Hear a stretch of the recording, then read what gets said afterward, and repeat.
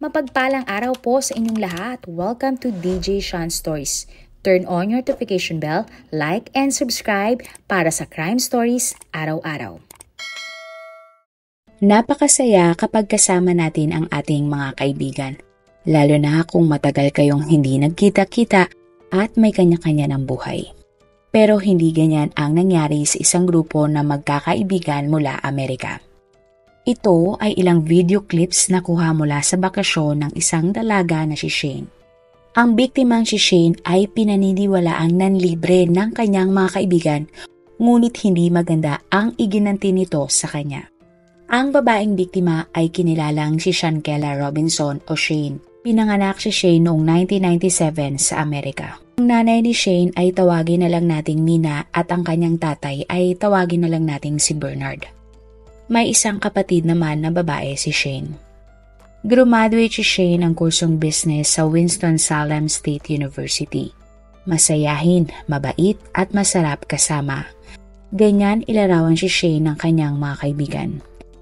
Sa sobrang palakaibigan ni Shane, maski nga ang mga kaibigan niya ng kindergarten ay nakakasama pa niya. Itinayo ni Shane ang dalawa niyang negosyo sa North Carolina. Una ay ang Exquisite Boutique, isang tindahan ng mga damit pambabae. Itinayo din ni Shane ang Exquisite Kids, isang children hairs braiding business. Layunin ni Shane na mahalin ng mga bata ang natural na ganda ng kanilang mga buhok. Isa sa mga naging malapit na kaibigan ni Shane ay ang lalaking si Khalil Cook. At madalas nga silang umalis kasama ang pamilya ni Shane. Kaya talagang masasabing close na close ang dalawa. Taong 2022, ipinakilala ni Khalil ang kanyang grupo ng mga kaibigan kay Shane. Pangalanan na lang natin silang Dana, Mark, Ali, Wilma, at Nash. Kilala na ni Shane ang grupong ito nung college pero hindi naman sila ganon kalapit sa isa't isa. Pero dahil nga sa ugali ni Shane, hindi naman siya nahirapan makisalamuha sa bagong mga kaibigan. At dahil sobrang generous at palakaibigan ni Shane, naisipan niyang ilibre ng isang bakasyon ang kanyang bagong barkada. Si Shane lahat ang gumastos ng kanilang bakasyon. Ang napili nilang lugar ay ang Cabo Baja, California Sur sa Mexico. At masasabing ang lugar na ito ay isang first class na resort. Bukod sa bakasyon, isi-celebrate din nila ang 2 birthday ng kanilang mga kasama. Napakaganda ng Mexico kaya excited si Shane sa kanilang pag-alis. October 28 nang nakarating sila sa Mexico, nagrenta sila ng isang mamahaling villa sa Puerto Los Cabos. Tinawagan ni Shane ang nanay niyang si Mina para sabihin na ligtas naman silang nakarating sa Mexico. Napakaganda ng apartment ni na Shane.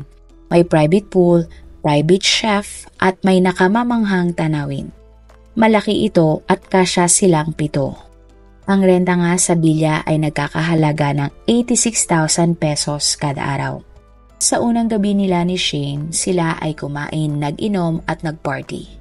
Nang nakatulog na sa kalasingan sina Shane, vinidyohan pa nga sila ni Khalil. Nagbiro pa nga si Shane na tila wala na siyang buhay sa nasabing video. Kinabukasan, October 29, nagre-ready na sina Shane para sila ay mag-swimming. Pero ng oras na iyon ay hindi niya mahagilap ang kanyang mga kasama. Pinasok ni Shane ang isa sa mga kwarto at nakita ang mga kasama niya na tila hindi pa ready mag-swimming. Bukod doon, tila pinagkakwentuhan din si Shane ng kanyang bagong mga kaibigan. Kaya nga sinasabing nang pumasok na si Shane sa kwarto ay tumigil na sa pagsasalita ang mga babae at tumingin pa sa kanya. Pero natuloy din naman ang pagsiswimming nila kalaunan. At bandang 2:00 ng hapon, nagbago ang lahat. Nakatanggap ang nanay ni Shane ng isang tawag mula kay Khalil. Ayon sa lalaki, hindi maayos ang pakiramdam ni Shane. Nasobrahan umano ito ng inom ng alak kaya tila nalason. Nag-alala naman ang nanay niyang si Mina para sa kanyang anak. Pero sinigurado naman ni Khalil na paparating na ang doktor at magiging maayos din si Shane. Wala namang nagawa na si Mina kundi maniwala at magtiwala sa sinabi ni Khalil. Bandang 3:00 ng hapon nang dumating na nga ang doktor na si Carol. Tinanong ni Carol kung ano ang nangyari kay Shane. Sumagot naman ang mga kasama nito na halos buong araw daw umiinom si Shane ng alak. Sa pagkakataong ito, napansin nga ng doktor na dehydrated ang dalaga. Sinubukan lagyan ng IV si Shane pero hindi naging matagumpay. Iminungkahi na ng doktor na dalhin ng mga magkakaibigan si Shane sa ospital. Subalit hindi sila pumayag at pinilit ang doktor na kailangan siya ang gumamot kay Shane. Lumipas pa ang mga oras, lumala na ang kalagayan ni Shane. Hindi na siya makahinga at nanginginig. Agad naman tumawag ng ambulansya ang doktor na si Carol. Nang dumating ang paramedics, sinubukan nilang i-CPR si Shane ng ilang beses.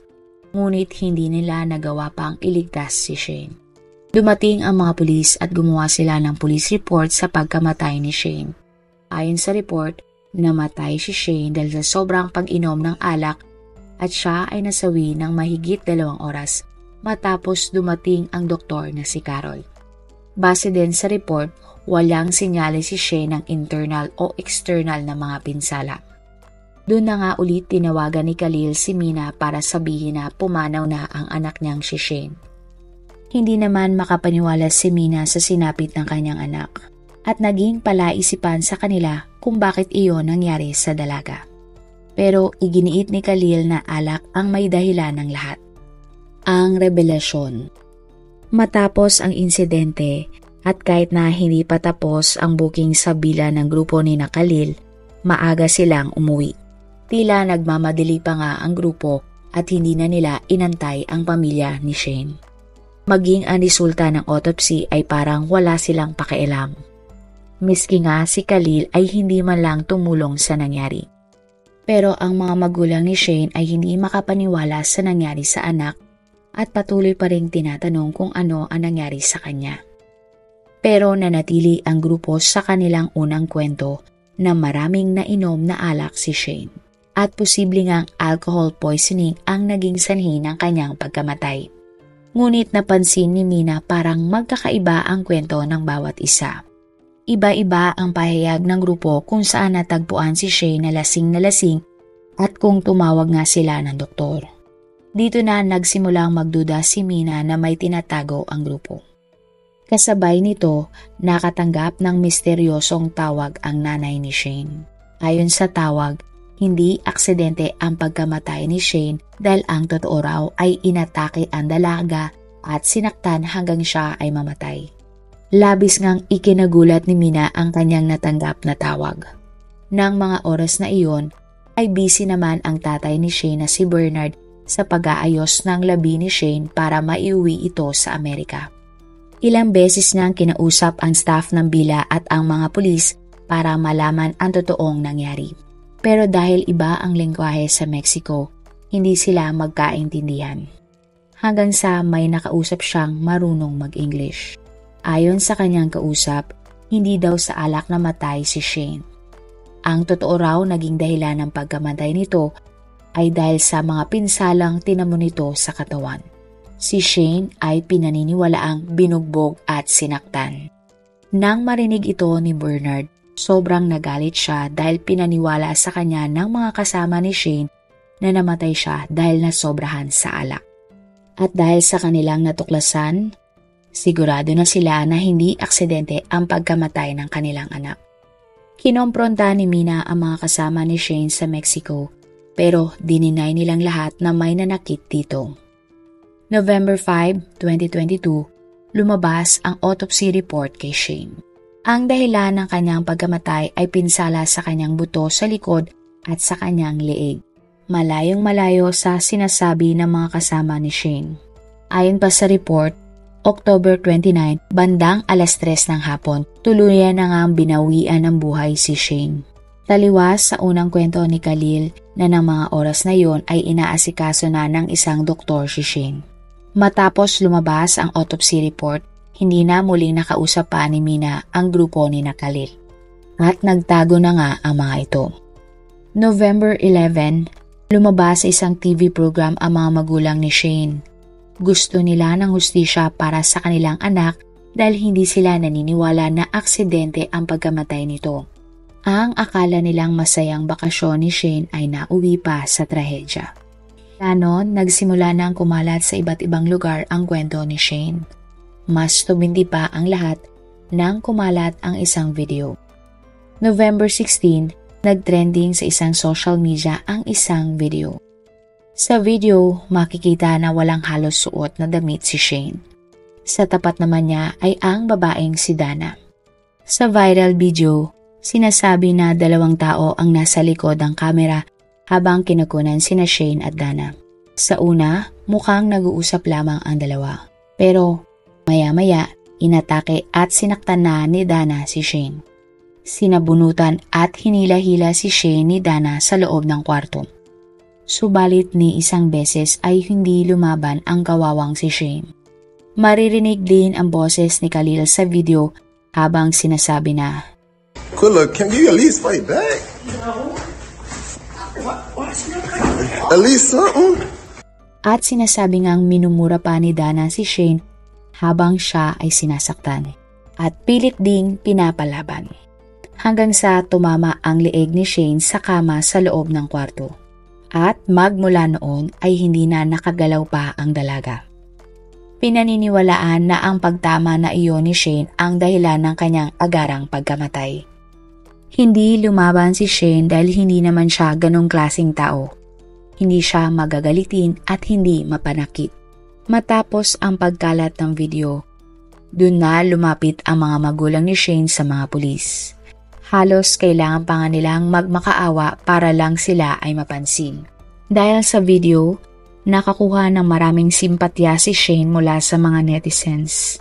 Gusto nilang malaman ang totoo nang sa gayon ay mabigyan ng hustisya ang dalaga. Ang investigasyon. November 17, nagsimula ang investigasyon ng mga pulis para sa kaso ni Shane. Ang plano ng mga pulis na ikaso sa mga suspect ay femicide. At ang mga huling kasama ni Shane ang itinuturing na person of interest sa kaso. Pero dahil lahat ng kasama ni Shane ay puro American citizen, Amerika ang may otoridad na sila ay usigin. Pero may karapatan din naman umano ang Mexico na gumawa ng sarili nilang investigasyon. Para mas maging maayos ang lahat, dapat ibahagi ng Mexico ang anumang natuklasan nila sa kanilang investigasyon. Napag-alaman na bago ang insidente, nag-check na ang mga kasama ni Shane ng flight pabalik ng Amerika. Indikasyon na may plano na silang umuwi ng maaga nang hindi alam ni Shane. Isa ito sa tinitingnan ng mga pulis na anggulo na posibleng pinagplanuhan na ng mga kasama ni Shane ang nangyari. Marami pang ibang lumabas na detalye sa investigasyon, pero dahil 2 bansa ang nag-iimbestiga, tila gumulo ang lahat. Marami nang naging haka-haka sa totoong nangyari ng araw ng insidente. Naglabas ng statement ang isa sa mga lalaki na kasama ni Shane na si Nash.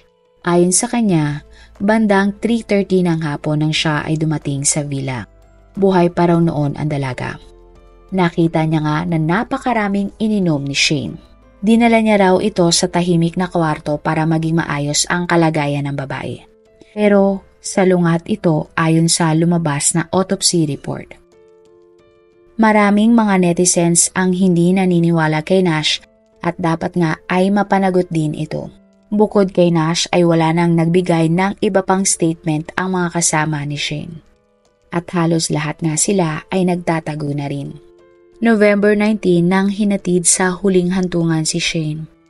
Malungkot at masakit para sa pamilya niya na napakakonti lang ng impormasyon ang kanilang nalalaman tungkol sa nangyari sa kanilang anak. November 21, lumabas naman ang isang police report sa nangyaring krimen.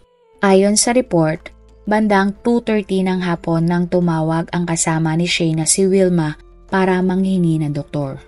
At bandang 3:50 nang dumating ang doktora na si Carol. Halos 1 oras nga din ang pagitan.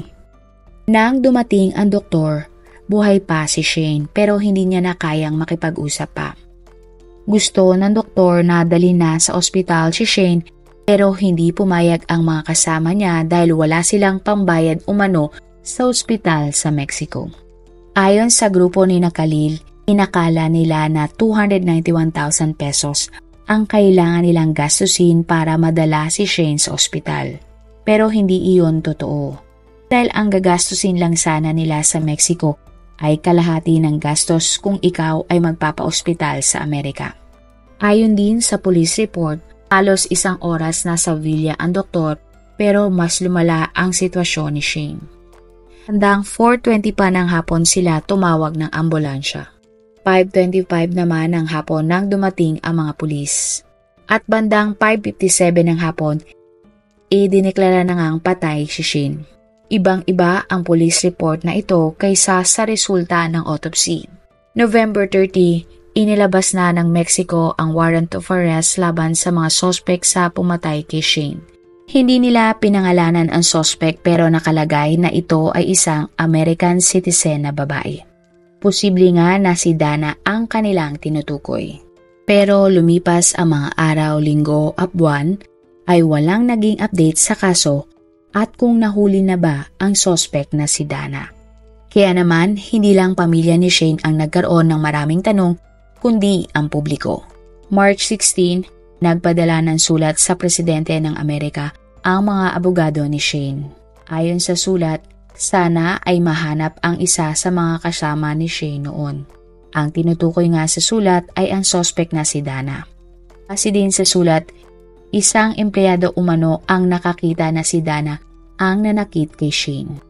Siya nga ang makikita sa video na nambubugbog at nananakit kay Shane. Pagkatapos ng krimen, narinig pa niyang tumatawa ang mga kasama ni Shane. April 12, 2013, inanunsyo ng Department of Justice ng Amerika na hindi sila magsasampa ng kaso sa mga taong person of interest sa pagkamatay ni Shane.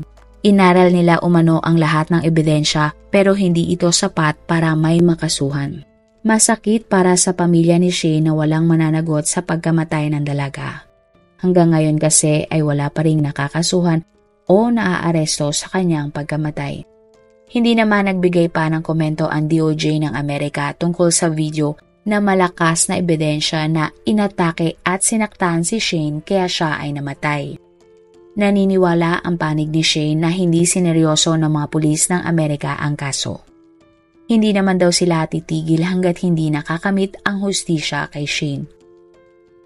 Hanggang sa ng October 2023, dinemanda ng pamilya Robinson ang 6 na kasama ni Shane ng araw na siya ay nasawi. Naniniwala ang pamilya Robinson na kung dinala sa ospital si Shane ay baka nailigtas pa ang buhay nito. At naniniwala sila na ang pagkamatay ni Shane ay hindi aksidente kundi sinadya at dapat na may managot. Lalo na't may mga video na malakas na ebidensya ang kumalat. Ikaw, sa tingin mo, ano kaya ang pinagmulan at bakit sinaktan si Shane ng kanyang mga kasama? At ang nakakalungkot ay nilibre niya pa ang mga ito. Pero may lumabas na isang bali-balita na ang dahilan ng pananakit ni Dana kay Shane ay dahil sa selos. Sinasabi na ang isa sa mga lalaki na kasama nila ay boyfriend umano ni Dana at nagsiselos si Dana kay Shane. Pero ikaw, ano sa tingin mo kung bakit nila ginawa iyon kay Shane? At bakit tila mailap ang hustisya sa mga kagaya ni Shane? Marami pong salamat sa inyong panonood. Meron ba kayong mga kwento na gusto nyong i-share sa ating mga manonood? O kung may personal po kayong kwento na gusto nyong i-feature sa ating channel, i-comment down below nyo lang ang inyong mga suggestions.